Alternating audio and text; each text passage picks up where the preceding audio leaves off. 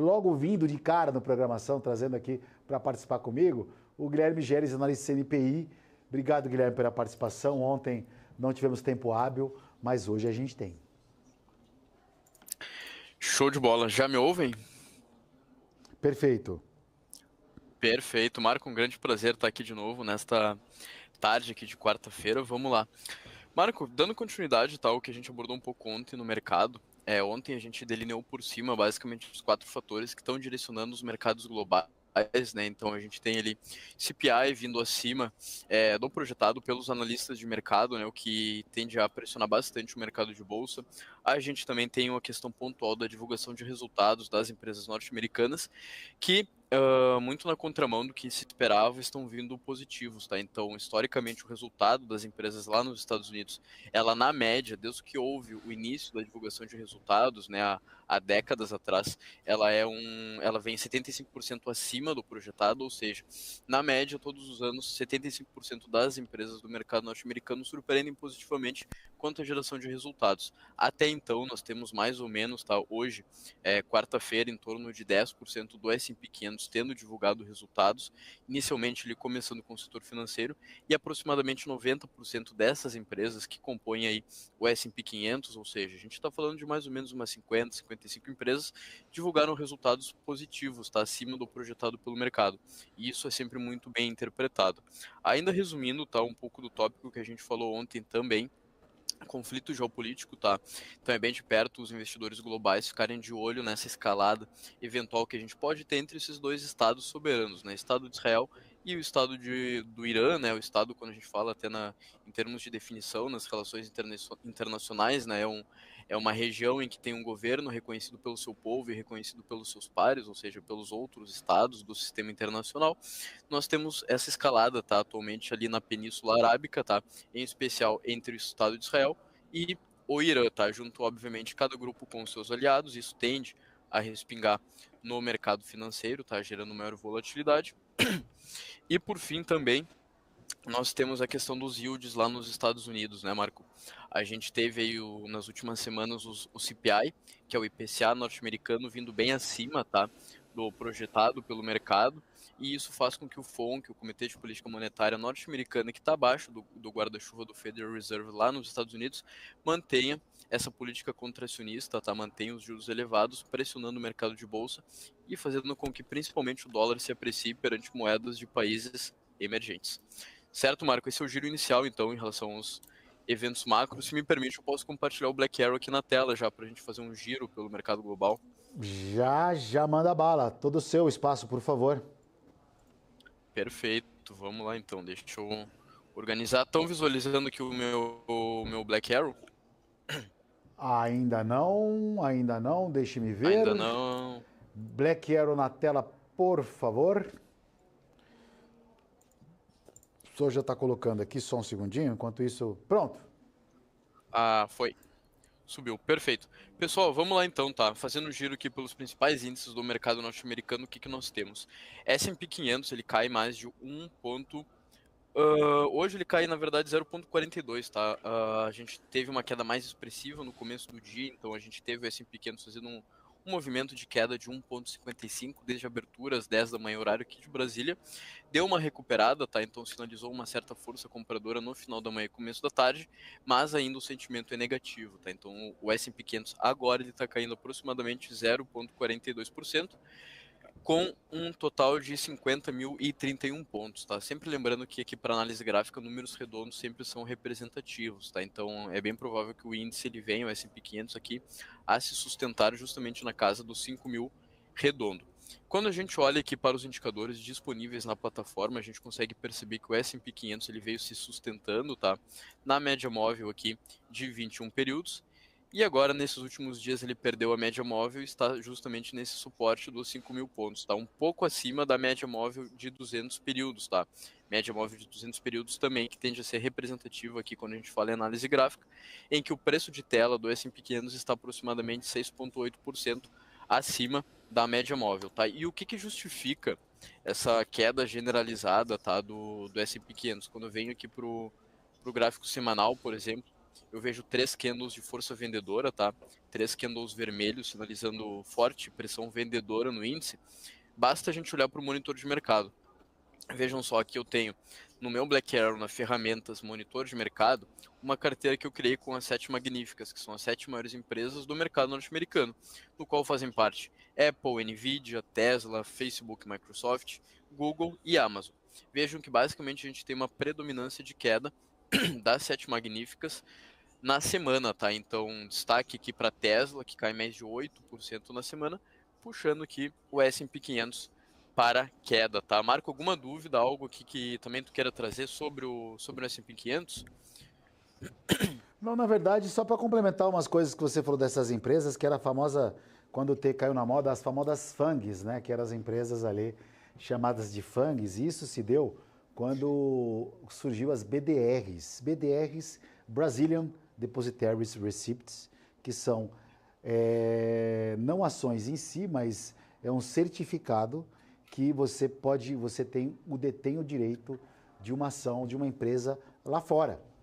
E aí, na época, eu vou falar para você, viu, ô Guilherme, você desculpa a sinceridade, viu? A gente pega pela franqueza e às vezes quando você fala a verdade demais, para ser cancelado, ó, é um estalo de dedo.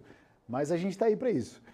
Eu acho que as FANGs foram, puta, esse movimento de BDR, isso foi para quem é preguiçoso. Porque o cara pega a plataforma da Black Arrow, por exemplo, e começa a operar lá fora, entendeu? Foge desse ratio, que é o pedágio que se paga.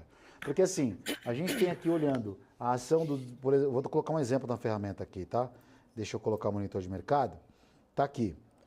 Então a gente vê aqui o preço da ação agora, nesse momento, das ações dos Estados Unidos, custando aí 8 dólares e 45 centavos, é isso? O preço da ação? E aí, quando você compra em MDR, você paga um pouquinho mais caro. Você paga sempre 50 centavos de dólar um pouco mais caro, porque é o ratio, que é o pedágio que o banco cobra, obviamente, por montar essa estrutura. O cara vai fazer de graça também. Tem lá gente atendendo, dando parte de sistema, internet, tecnologia e tudo. Atendimento humano, mesmo que seja no chat, né? Então o cara não vai ganhar de graça. Então essas FANGs, elas ficaram muito famosas no começo das BDRs. Depois veio o facão, começou tomada cá e veio Covid, veio uma série de coisas aí, acabou a graça, não estou vendo ninguém. E também, né, a antecipação dessas plataformas, esses movimentos de plataforma, trazendo essa possibilidade aí de o cara investir direto, abrir uma conta numa corretora gringa e operar direto numa plataforma, é maravilhoso, né? Maravilhoso. Só não vai fazer besteira. Deixa eu perguntar para você. E Brasil, hein? Como é que está amanhecendo o Brasil? Hoje de manhã eu vi o índice, eu parei de manhã e falei, nossa, que legal. Bolsa subiu, vencimento do índice. Tá os dois aqui, ó. Os dois ativos, o que está vencendo hoje, que a partir de amanhã não existe mais, vai vigorar só o que está 126 mil pontos. Perspectiva de uma leve alta 0,8. E vou falar uma coisa para você, o Guilherme. Em vista do que eu vi o dólar caindo, e a nossa bolsa conseguiu se manter, até mesmo esse termômetro relativo, não imaginava uma amplitude da bolsa de 1% hoje, né? Até mesmo porque também não tem motivos para isso, e tem a rolagem, que é o extra mercado, que dá um movimento um pouco diferente. Mas aparentemente, como a gente tem uma agenda fraca amanhã e sexta, não tem número nenhum, eu não sei não, viu? Pode ser que esse índice comece o novo vencimento de rolagem para cima, ao invés de para baixo. Hoje sobe 0,14. O que você está achando? Então, a bolsa hoje, eu te confesso que hoje eu não acompanhei tanto o índice e o dólar, porque a gente teve hoje um dia bem histórico para o mercado financeiro, né? Hoje a gente teve o lançamento do BIT, contrato futuro de bitcoins aqui disponibilizado pela B3. A gente realizou uma live aqui no canal Neológica na parte da manhã com alguns convidados, alguns parceiros. Mas assim, Marco, te traçando um panorama no geral, tá? Ainda falando dos principais eventos que tendem a movimentar o mercado, eu falo na sala ao vivo, tá? Atualmente eu toco uma sala ao vivo para clientes Profit Ultra, tá? Clientes Neológica que aderem à plataforma mais completa da Neológica, que é o Profit Ultra, que o cenário macro, na minha interpretação, ele é levemente negativo, tá? E quando eu falo em cenário macro, eu falo em índices globais, Estados Unidos, Europa e Ásia, e não deixo de falar, obviamente, dos mercados emergentes, incluindo o nosso Ibov na jogada, tá? Então, mesmo que a gente tenha um certo respiro e uma queda do rally de alta do dólar, né? O dólar que vem com uma amplitude bastante alta, um movimento direcional de alta nos últimos dias, muito em decorrência de todo esse cenário macro, eu ainda tenho uma interpretação de médio prazo mais negativa quanto à nossa bolsa, tá? Então, mesmo com esse leve recuo, eu sigo crente aí com uma tendência de médio prazo de queda para o nosso índice, e por conta aí da relação inversamente proporcional, um movimento direcional de alta em relação ao dólar, tá? E o Bitcoin, falando nisso, hein? Como é que foi recebido hoje aí esses contratos futuros aí? Já está na tela sendo negociado? Se quiser, Perfeito. pode compartilhar com a gente, por favor. Sim, sim, o Bitcoin ele já está disponibilizado, tá? O contrato futuro de Bitcoin disponibilizado pela B3. Então hoje a gente teve, tá, às 9 da manhã, a listagem oficial, tá? O início das operações. O ticker ele vai ter ali o tick, né, o BIT, e o contrato futuro o BITJ24, tá? Vai ser um contrato que ele vai ter vencimento mensal, ele tem uma variação de R$ 20 por tick, e basicamente o que a B3 falou, tá? No mínimo R$ 100 para exposição em operações de day trade. Obviamente, né, que dada a volatilidade média do Bitcoin, que chega mais ou menos, tá, que se aproxima dos 4,5%, 5% ao dia, se a gente for levar o pé da letra, um valor maior é necessário, tá? Então a B3 fala, ó, com R$ 100 tu consegue dispor a operações diárias, tá? Operações de day trade do BIT, né? O BITJ24, contrato futuro do Bitcoin, mas até a gente conversou aqui com especialistas na parte da manhã e mensurou ali em torno de R$ 2 a R$ 3 mil de margem diária para estar conseguindo operar com stops mais longos, tá? No ativo, mas o ativo foi muito bem recebido, tá? O ativo já estava com um grande número de volume negociado, volume financeiro, quantidade de ordens. Nosso time aqui do marketing também acompanhou durante todo o dia, tá? A gente está acompanhando em tempo real, tanto o lançamento quanto os desdobramentos da negociação, tá? E de todo esse processo de lançamento e D1, dia inicial do BIT, tá? O contrato futuro de bitcoins aqui da nossa bolsa da B3. Mas, Marco, vamos voltar aqui pro mercado internacional, dar uma continuidade aqui nos índices de tech. Por favor, Show de bola, pessoal. por Eu favor. tenho na minha tela aqui então o Zatec, tá? Que é o índice Nasdaq, contrato futuro do índice da tecnologia norte-americana, que compreende ali as 100 principais empresas do setor de tecnologia norte-americano, excluindo as empresas do setor financeiro, tá? Da mesma forma que o S&P 500 ou o Zatec, ele está em um movimento de correção. Quando a gente olha no gráfico semanal, o ativo ele marcou uma resistência aproximadamente nos 18 mil pontos e meio, e nessa semana o Zatec ele está caindo aproximadamente 2%, tá? Então nessa semana até o momento atual, até hoje, quarta-feira, o índice Nasdaq está caindo aproximadamente 2%, e desde a semana passada, desde esse toque na resistência dos 18.500 pontos, a gente tem uma queda de aproximadamente 4,3 pontos, tá? Então 4,5% na verdade, tá? De queda no índice Nasdaq, que inclusive está buscando aqui sustentação, tá? Então trazendo um pouco de análise gráfica para vocês, sustentação aqui na média móvel de 21 períodos, tá? E quando a gente olha também o gráfico com zoom out, o ativo ainda está em relação ao preço de tela com uma amplitude, tá, uma distância de mais de 20% em relação a uma média muito tradicional utilizada aqui na análise gráfica, que é a média móvel aritmética de 200 períodos, tá? Que representa muitas vezes região de suporte ou resistência para o ativo analisado. Então, basicamente isso aqui que a gente tem aqui no índice Nasdaq no momento, assim como o S&P 500, queda generalizada tanto no gráfico diário quanto no gráfico semanal. Entendi. E por Perfeito aqui, fim, acompanhando esses movimentos. Pode falar, prossiga, por favor. perfeito. Vamos finalizar aqui então com o Dow Jones, tá? Então, se a gente já olhou o S&P 500, que compreende as 500 maiores empresas do mercado norte-americano, já olhamos o Nasdaq, tá? Que compreende as 100 maiores empresas do setor de tecnologia nos Estados Unidos. Da mesma forma, o Dow Jones, que compreende as 30 large ou big caps, tá? Do mercado norte-americano, P&G, Caterpillar, Coca-Cola, 3M, diversas empresas que fazem parte do setor industrial norte-americano, tá? Esse índice ele também vem caindo quando a gente olha aqui no gráfico semanal. A gente consegue perceber também uma resistência na casa dos 40 mil pontos. Sempre lembrando, números redondos tendem a ser representativos para os traders, tá? Para os investidores de curto prazo, em decorrência dos vieses comportamentais. Ativo que no gráfico semanal também se sustentou entre os 38.350 e os 40 mil pontos, tá? Fazendo uma leve região de lateralização aqui com os candles 6 até o candle 14, tá? Operando dentro dessa amplitude de aproximadamente 2.000 pontos. Mas, assim como a gente viu no S&P 500 e no Nasdaq, o Dow Jones também não segurou o marco. Então, o Dow Jones aqui caracterizado, tá, pelas 30 maiores empresas do setor industrial norte-americano, veio a perder o suporte, perdeu a média móvel de 21 períodos e na semana já está operando em queda de 0,12, tá? Um pouco abaixo da média móvel de 21 períodos e com um preço de tela de mais ou menos 11% em relação à média móvel longa de 200 períodos, que tende a servir de sustentação para o ativo. Guilherme, como é que você está analisando aí essa potencial movimentação de juros nos Estados Unidos? Eu estou vendo aqui hoje os juros de 10 anos, que é sempre quando eu olho aqui que eu bato o olho, né, eu dou olhada nas treasuries de 10 anos, que para mim é o driver mãe. E aí eu vi os juros caindo hoje na abertura, eu falei, pô, legal, dólar para baixo, né? Olhando até que eu vou tirar o vencimento do índice, colocar o dólar aqui para o telespectador. O dólar aí com uma queda de 1,25% parou nessas mínimas aqui. Hoje ele não tem muito o que subir, ele está justamente parado aqui no 28, 3 pontos abaixo da mínima.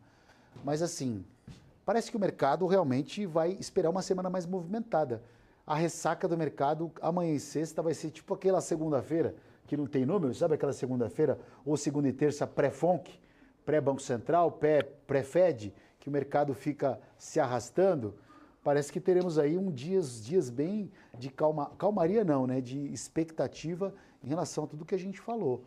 Mas no primeiro momento, os próximos indicadores que saírem da inflação nos Estados Unidos, dado o discurso do Powell ontem, serão cruciais, né? Não tem como prever. Acho que é mais esperar e analisar.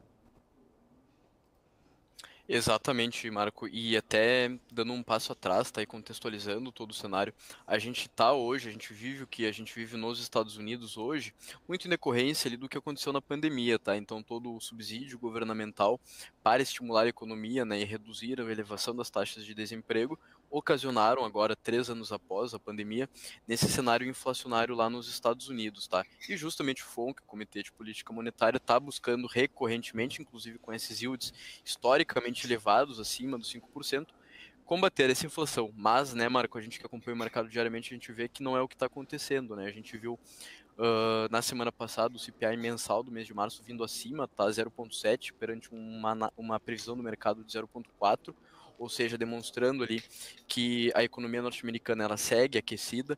A gente teve o último payroll com uma geração de empregos, excluindo o setor agrícola, também vindo acima do projetado, demonstrando que o mercado norte-americano continua pulsante, continua crescente no que tange a geração de emprego. E também trazendo alguns dados de inflação, tá? Para que a gente entenda melhor o que é o CPI, tá? Quando a gente olha para o CPI, quando a gente fala em inflação norte-americana elevada, o que a gente está falando, tá? Pessoal, o CPI, assim como o nosso IPCA, ele é dividido em setores, tá? Eu até trouxe alguns dados para vocês. No acumulado do ano, o CPI ele está em aproximadamente 3,5%. No entanto, quando a gente exclui comida e energia, o CPI, ou seja, a inflação norte-americana, ela vai para 4,8%. Na média do acumulado do ano, energia e alimento estão com uma inflação de 2,2% cada uma. O que isso quer dizer? Que tirando energia e alimentação, a inflação norte-americana está acima, está sendo pressionada. E qual o setor que justamente pressiona o CPI, pressiona a inflação norte-americana, que é o que o mercado tende a ficar de olho? O setor de serviços, tá? Serviços e moradia. Então, o setor de serviços, que tem uma composição ali no CPI norte-americano, está com um acumulado, Marco, de inflação de mais de 10% no ano. Então, a gente olha o CPI subindo 13,5%. Se a gente pegar só o setor de transporte, tá, nos Estados Unidos, que compõe ali uma parte que tem um peso no CPI, o acumulado no ano é de mais de 10%. Quando a gente olha para moradia, é de mais de 5% no ano. Então aqui eu quis basicamente com esses dados traçar um mapa para vocês, tá, pessoal? Quando a gente olha ali e fala no CPI vindo acima, FONC não conseguindo combater a inflação, basicamente alimentação e energia está funcionando. No entanto, quando a gente olha para transporte e moradia, duas áreas da vida que fazem parte, né, de toda a população, de todo o cidadão norte-americano, assim como o brasileiro, esses setores, essas partes sim estão puxando o CPI para cima, tá? Novamente, moradia acumulando uma inflação de mais de 5% e transporte mais de 10%. Então esse é o core CPI que muito se fala, tá? Que o mercado tende a ficar de olho. Que se não cair, e aí respondendo a tua pergunta sobre os juros, tende a pressionar justamente o FONC para que haja uma permanência desses juros historicamente elevados, tá? E a gente sabe, por conta dessa relação inversamente proporcional, juros elevados por um prazo prolongado tende a tirar a liquidez do mercado de bolsa e também tirar dólares de países emergentes, encarecendo o preço da moeda estrangeira, como a gente vem vendo o dólar nas últimas semanas. E aí o pepino entorta para nós aqui, né? Porque o Banco Central brasileiro estava lindo, belo e loiro, tentando imaginar aí um corte de juros que seria mais fácil, mas lógico, olhando a economia lá fora, a economia internacional, e quando a gente fala da principal economia do mundo trazendo esse movimento aí, essa alta do dólar nos últimos dias, e aí traz de novo, acende o alerta. Mas é a história, hoje é dia 17, a gente tem aí 13 dias para acabar o mês, né?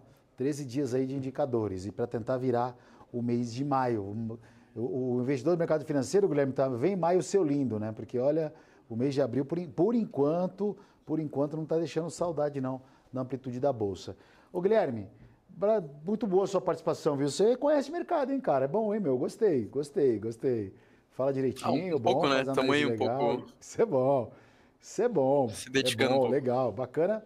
E a qualidade para o telespectador, né? Que é importante, né? Você passa uma visão macro, mas numa linguagem de uma forma mais simples, como você traduz, né? Então, você falar para o telespectador que a arroba do boi, a picanha não está caindo porque a arroba do boi está subindo, ele começa a entender um pouco a estrutura, a essência. E é claro que, né, a nossa função aqui, nesse elo, como o que recebe a informação e passa a informação, eu, você e todos os colegas aí que trabalham no mercado financeiro, o bacana é trazer uma qualidade mais simples, uma linguagem mais simples que as pessoas entendam.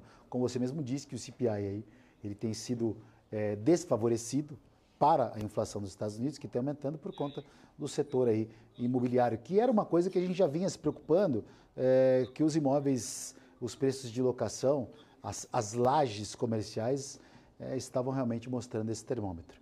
Então, vou fazer o seguinte, vou me despedir de você por hoje, mas a gente vai se falar depois com calma e organizar direitinho para você participar um quadro aqui no nosso programa, todos os dias no Marketing aqui na BMC. Tá bom, Guilherme? Obrigado, viu? Perfeito, Marco. Muito obrigado pela oportunidade. E, pessoal, tenham todos um excelente dia. E, novamente, agradeço a oportunidade. Marco, parabéns pelo excelente trabalho, tá? Nos falamos.